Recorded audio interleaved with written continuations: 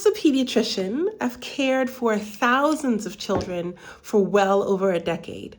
And if there's one thing I wish parents knew, it's that children don't need perfect parents. They just need connected ones.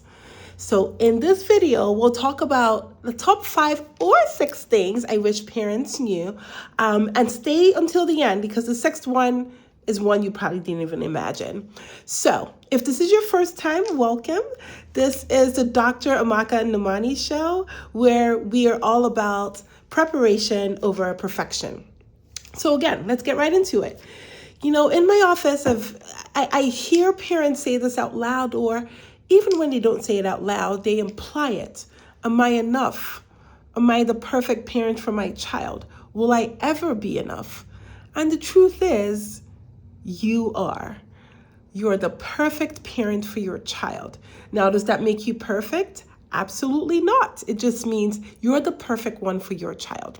So let's talk about the top things that I, as a pediatrician, wish the parents knew. And really, this would be from for over a decade of experience, but also as a pediatrician, but also as a mom.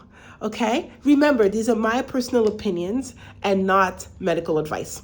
Number 1, reading aloud matters way more than you think. Now, if you've been on this channel for more than a hot minute, you will probably know that I'm a big proponent of early reading, early childhood literacy, right? Right from when you're pregnant, mom and dad, right? Because it's the both of you. I strongly recommend that parents begin to talk to their child, even before your child is born, and especially when your child is born. You want your child to hear your voice. As when your baby is born, you want to read to your child several times a day.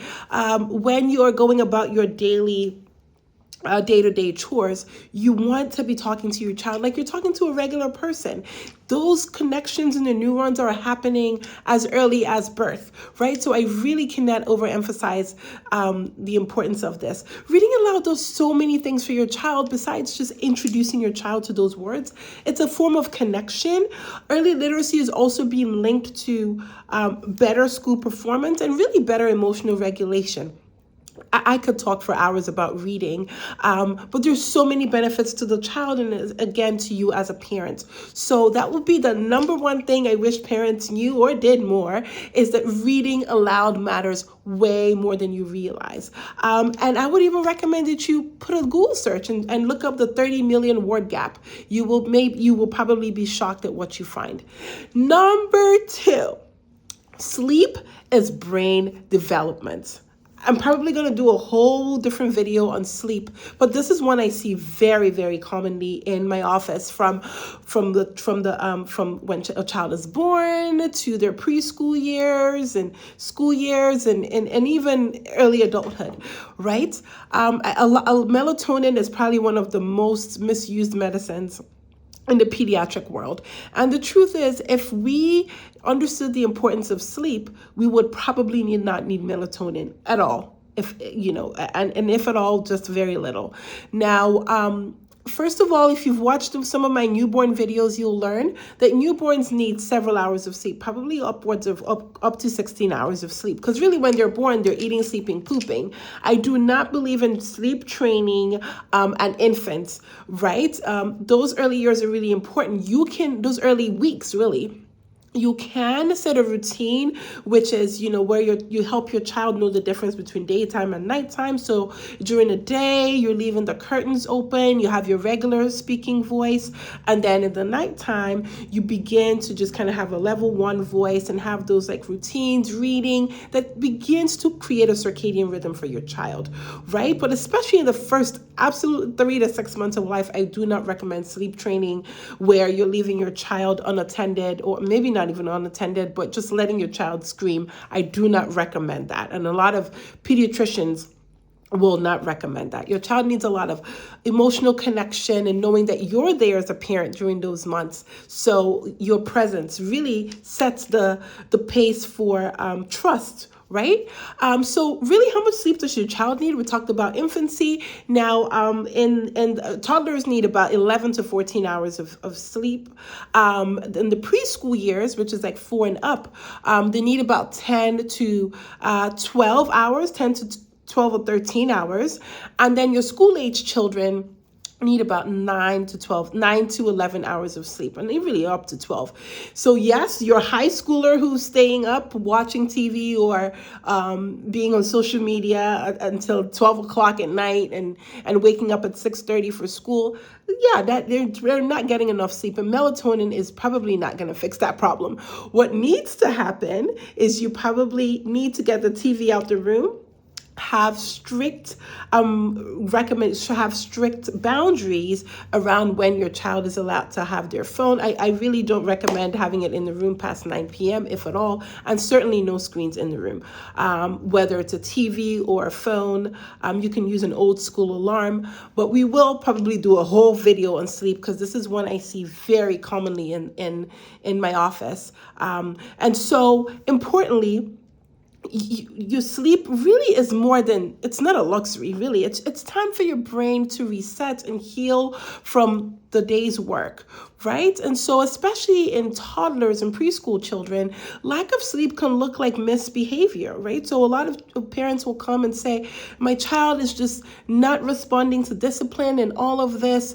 And then almost always when I ask how much sleep the child is getting, they're almost always not getting enough. So if you have a toddler who you are really having behavioral issues with, that may be one of the first things you want to address, is making sure that their sleep hygiene is right on track. And we just talked about a few of the things that you can do, with a really big emphasis on not having screens in the room. Nobody needs screens in the room, okay? So that's number 2. Number 3, your child needs more conversation with you more than constant entertainment. And I get it. It's 2026 where, there's social media, there's all these things coming at you as a parent, as a child, or as for your child. But your child really needs that constant connection, right? So have no phone zones where, for instance, at the dinner table, or when you're watching a movie as a family, or you're hanging out playing board games, that should be a no phone zone, right? Whether it's for your younger child or your older child, you want to have those sacred moments with your child where you're being very intentional about connecting with your child or your children. So this is one I wish parents knew. Sometimes I see parents in the office during a visit and they're on their phones, and I get it. I'm a working mom. I get it, right? There are times where you have to respond to a message, but as much as possible, try to have those moments where you're really living in the moment with your child. I always say the days are longer than the years. You blink and then they're off to college. So remember to be intentional with those moments. Number 4, boredom is okay. Oh my goodness. This is one I I wish I could scream on the rooftops. Again, connected to number 3 that we just talked about, we don't have to have our kids entertained all the time, right? If you grew up anytime before the 2000s, you probably get this, right? Where you could just be out in the streets riding your bike, with your siblings or family members or neighborhood friends, and screens, you just didn't have screens coming at you all the time. Right. And in today's world, we can replicate that. Right. Your child does not always have to be entertained. I have parents who say, well, he comes to me and says, I'm bored. Guess what? Tell your child it's okay. It's okay to be bored. Creativity is actually a lot of times born out of boredom. What I do recommend is having things for your child to do.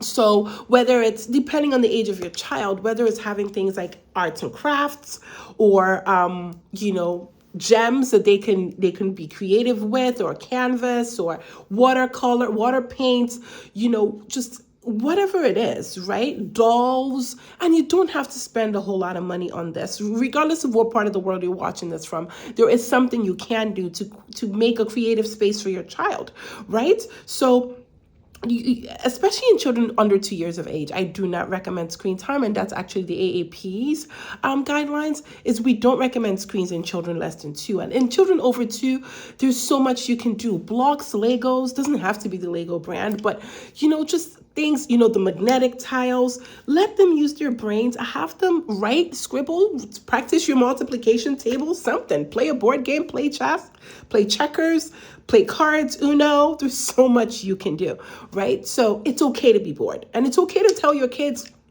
to respond when they tell you they're bored. It's okay. It's okay. And you're not a bad parent for letting your child be bored. It is okay. So doctor's orders, it's okay. Boredom is all right, okay? Number 5, emotional safety shapes development, right? And when I talk about emotional safety, we really take it down to the infancy years, right? When we talk about being available for your child, breastfeeding, or, if it's a bottle that you're using, right? Like when your child cries, they know that mom's going to be there. They know that dad's going to be there. Those neurons, again, are being shaped even at that age, right? So it's really, really important that you know that your child's emotional safety is so important. And when we talk about adverse childhood experiences, a lot of that really goes back to the childhood, and even as parents, right? Even as adults, when we've had those traumatic things happen to us in our lives, a lot of it is really linked to lack of emotional safety as an infant or as a child. So as a parent, it's so important that your child can trust that you'll be there. And again, you're not perfect. You're going to make mistakes as a parent. You're going to do things that hurt your child, right? Hopefully not intentionally. But you know what? The power of I am sorry. And parents, it's okay to say you're sorry. Right? It's okay to apologize to your child, your preteen, your teenager, and explain to them, right? Again, as a mom, I haven't been perfect, right? There are times when I've overstepped my bounds or have said things that I didn't mean, and unfortunately, I can't take those words back. But your child will remember how you made them feel, right? Something I always remember in the office is when I see a child a few days after their birthday party, and I say, "Oh, what did you get for your birthday? What was the favorite thing you got?" And it's like a 4 or 5-year-old or even a 7-year-old, and they're like, I don't know. And mom's looking like, or dad's looking like, well, how about that dollhouse I spent the whole weekend trying to fix, or the Legos, or all of that. And while that's okay to get your children nice gifts, most of us really remember how our parents or our loved ones make us feel. So those memories that you build, whether it's going on family trips or playing board games again, those things are just those intentional things that you do are the memories that will really last a lifetime. Right? And then number 6, which is, drum roll please, the last one is, you're on the Nnamani show, is perfection's not required. Not required at all. You just need to come as you are, learn as you go, and like I said, apologize when you've done things that are wrong. Be okay with not being perfect, because guess what? You'll never be perfect, and your child doesn't need you to be perfect. So this is me telling you